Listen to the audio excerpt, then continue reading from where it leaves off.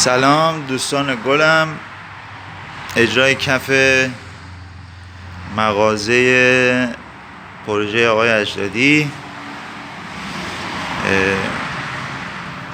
کار امروز مونه این کاشی ها هر یکیش 1 متر یک متر در 1 متره.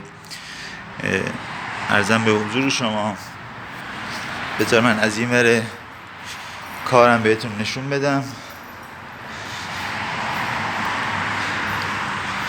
اینم از این وره کار.